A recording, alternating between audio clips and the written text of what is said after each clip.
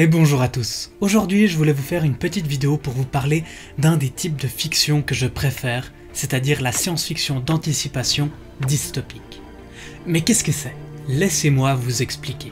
La science-fiction d'anticipation, c'est un type de fiction majoritairement cinématographique, littéraire ou vidéoludique qui nous propose une vision plus ou moins réaliste de notre avenir, plus ou moins proche. Parfois basée sur des faits scientifiques concrets, et donc c'est là pour avertir l'humain que s'il continue comme ça va mal se passer, ou parfois c'est beaucoup plus métaphorique, mais c'est toujours à but d'avertissement.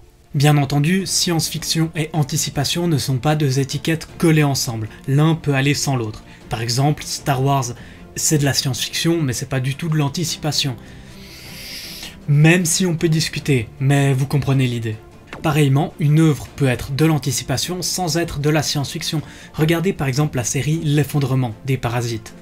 C'est pas du tout de la science-fiction. Pourtant, c'est de l'anticipation. Mais il reste encore un mot. Je vous ai parlé de science-fiction d'anticipation dystopique. La dystopie, alias mon type de fiction préféré, est une sorte de récit dépeignant une société basée sur un système favorisant les inégalités, que ce soit politique ou sociale.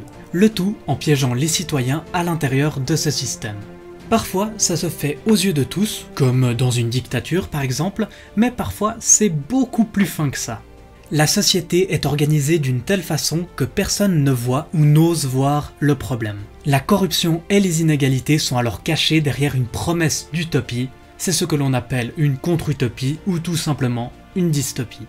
Et donc, pour vous faire passer le temps avant le déconfinement, je vous propose 5 œuvres de ce style si captivant. Petit aparté, je ne vais rien spoiler, je vais simplement vous raconter le synopsis, c'est-à-dire le contexte dans lequel l'histoire commence, pour vous donner envie d'aller voir le film, lire le livre, etc. Et désolé pour le titre à couleur, ce ne sont pas forcément les 5 meilleurs, ni même mes 5 préférés en fait. C'est tout simplement 5 œuvres qui me sont venues en tête à l'écriture de cette vidéo, et que j'ai dans l'ensemble bien aimées. C'est parti. Dans un monde post-apocalyptique, la société est divisée en 5 factions pour garantir la paix et le bon fonctionnement de la société. Il y a 100 ans, nos anciens créèrent un système censé préserver une paix éternelle. Ils divisèrent la société en 5 factions. Parmi ces 5 factions, nous avons les audacieux, chargés de protéger, donc c'est la police, l'armée, etc. Les érudits, qui sont les scientifiques. Les sincères, qui sont chargés de juger les gens. Les fraternels, qui sont chargés de cultiver la terre et de produire les ressources. Et pour finir, les altruistes. C'est dans cette faction que se trouve Béatrice, l'héroïne du film, et elle regroupe les gens généreux à qui on a donné le rôle de gouverner. Nous ne serons à même de survivre que si chacun de vous occupe la place qui lui revient. Avant ses 16 ans, chaque jeune vit dans la faction de ses parents. Une fois cet âge atteint, le jeune doit passer un test pour savoir dans quelle faction est-ce qu'il va aller. Chacun est soumis à un test pour déterminer qui il est et quel est son rôle. Théoriquement, ils peuvent faire leur choix indépendamment de ce test, mais c'est plus ou moins avoué qu'ils n'ont pas vraiment le choix. Ils doivent suivre ce que le test leur indique. Cas très rare, le test pour Béatrice n'est pas concluant. Il n'arrive pas à la placer dans l'une des factions, elle est ce que l'on appelle divergente. C'est-à-dire qu'elle a un peu de chaque faction en elle. Les résultats n'ont pas été décisifs. C'est impossible. Ça n'a rien d'impossible, c'est seulement extrêmement rare. Tu as le pouvoir de conquérir et de vaincre tes peurs. Tu es une divergente. Ce type de personnes sont traquées par le gouvernement car ils représentent une menace pour l'équilibre de la société. Tu n'entres dans aucune catégorie. Ils ne peuvent pas te contrôler. Tu ne dois te fier à personne. Elle va donc devoir se cacher tout en essayant de savoir ce qu'il y a derrière le mur autour de la ville, mur qu'encore personne n'a pu traverser. Il s'agit là d'un roman et d'un film relativement sympa. Ça casse pas 3 pattes à un canard, mais pour un film d'action, c'est vraiment très divertissant et très sympa. Donc si vous avez un samedi soir à tuer, je vous conseille largement de regarder cette trilogie. L'histoire se déroule dans une Amérique post-apocalyptique répartie en 12 districts. Au centre, on trouve la capitale, appelée Capitole, qui vit sur le dos des 12 districts en profitant de la production et des ressources. Les districts sont plutôt pauvres alors que la capitale est dans un luxe extrême. En guise de sanction à une tentative de coup d'État par le passé, le Capitole organise chaque année un jeu télévisé appelé Hunger Games.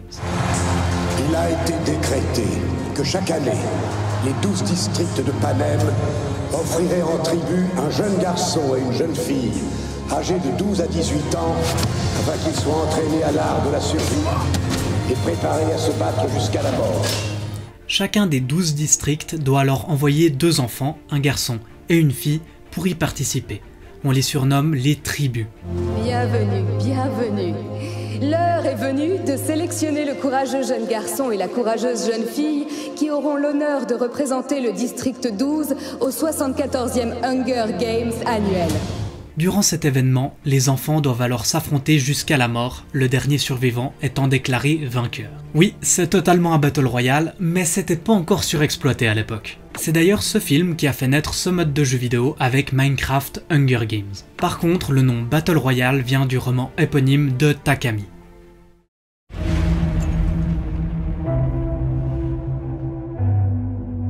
Pour Seven Sisters, c'est difficile d'en parler sans spoiler le film, je vais donc être un peu plus bref que pour les autres. Le film se déroule dans un futur proche complètement surpeuplé. L'État décide donc de mettre en place une réglementation qui vise à limiter le nombre de naissances. Au cours des 50 dernières années, la population mondiale a doublé. Tous les 4 jours, nous sommes 1 million de plus sur la planète. C'est la plus grande crise de l'histoire de l'humanité. Nicolette Gaiman a inspiré à la Fédération sa décision de ne plus autoriser qu'un seul enfant par famille en promulguant la loi sur le quota d'enfants. Et bâtir un monde meilleur pour nos enfants. Ça vous rappelle pas un pays à l'heure actuelle? Je vous ai bien dit que ça dénonçait la science-fiction d'anticipation dystopique. Bref, on suit l'histoire de 7 sœurs qui vivent avec leur grand-père. Sauf que vous l'imaginez bien, 7 enfants c'est peut-être un peu beaucoup pour la réglementation en vigueur. Le grand-père décide donc de les laisser cacher et de les laisser sortir à tour de rôle, chacun un jour. Les 7 sœurs portent donc le nom des jours de la semaine, lundi, mardi... Mercredi, jeudi, vendredi... Comment ferez-vous pour cacher ça? Je me débrouillerai. Vous avez pensé à des prénoms? 7 filles, lundi, mardi, mercredi, jeudi, vendredi, samedi, dimanche. On suit donc l'histoire de ces 7 sœurs qui endossent une seule et même identité, chacune à tour de rôle. À partir de demain, vous allez sortir chacune votre tour le jour de la semaine correspondant à votre prénom. Tous les dimanches, ce sera dimanche qui sortira. Lundi sortira le lundi, et ainsi de suite. Hors de ces murs, vous adopterez toute l'identité unique de Karen Setman. Votre nom, s'il vous plaît? Karen Setman. Auriez-vous quelque chose à déclarer? Non. Et quoi que vous fassiez, et où que vous vous trouviez, il ne faudra jamais dire à personne que vous avez des sœurs. Mais qu'est-ce qu'elle fout? Et si elle est blessée? Ou morte? Et si la police la retrouve avant qu'on ait pu la ramener ici?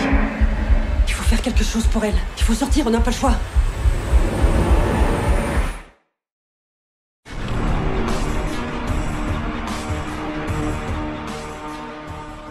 Uglies est un livre écrit par Scott Westerfeld. Pas mal axé pour les adolescents, mais moi, il me plaît toujours autant. Dans ce bouquin, il nous raconte une société où chaque jeune, le jour de ses 16 ans, doit subir une opération. Une opération qui vise à le rendre parfait, le visage complètement symétrique, le corps magnifique, vraiment rendre la personne parfaite.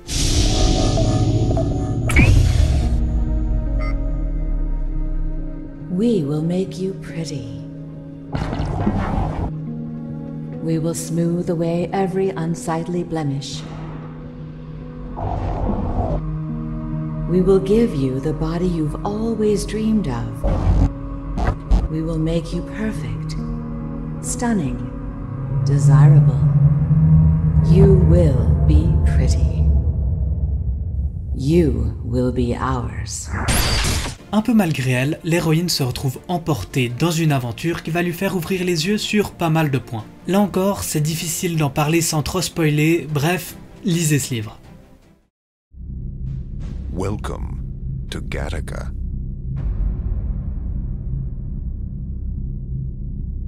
Bienvenue à Gattaca est sûrement mon film préféré. Et donc là, je vais voir plein de gens s'indigner en mode « Quoi, c'est pas Star Wars ton film préféré? Tu nous as donc menti toutes ces années ?» Non, non. Star Wars, c'est ma série de films, c'est mon univers préféré. Bienvenue à Gataca, c'est mon œuvre cinématographique préférée. L'histoire se déroule dans un futur pas si lointain.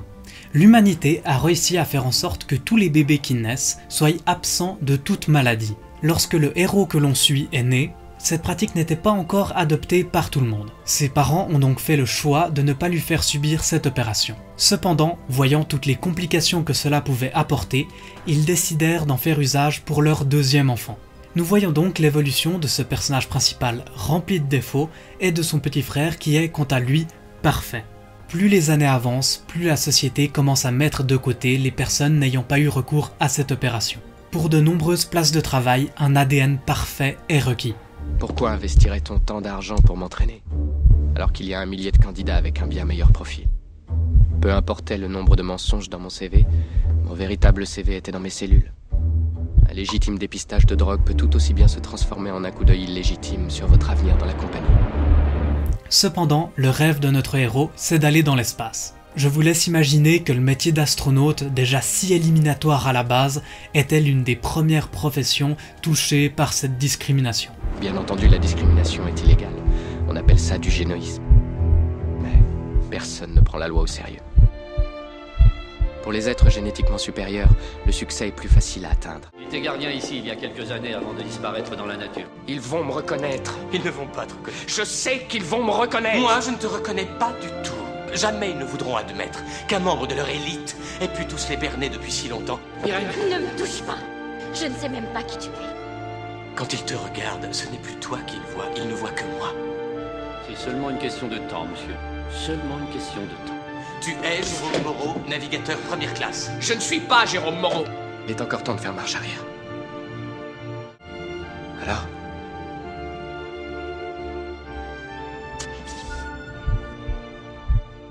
En bref, allez voir ce film, car c'est une très belle fiction qui aborde des sujets intéressants et qui dénonce beaucoup. Surtout que le film a très bien vieilli, suffit de voir la communauté de fans qu'il rassemble, sa note sur Sens Critique, etc. En bref, foncez, c'est une valeur sûre. Ce qui est perdu pour l'un est gagné pour l'autre.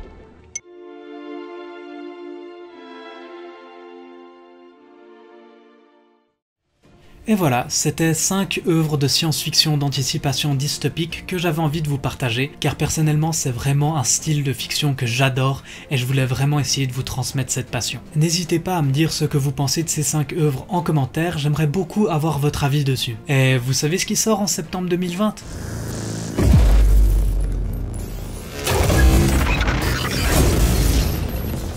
Eh ouais, vous serez au rendez-vous ? Moi oui. Sur ce mes boucaniers, rendez-vous dans le prochain port, c'était Firerock de Galimadias.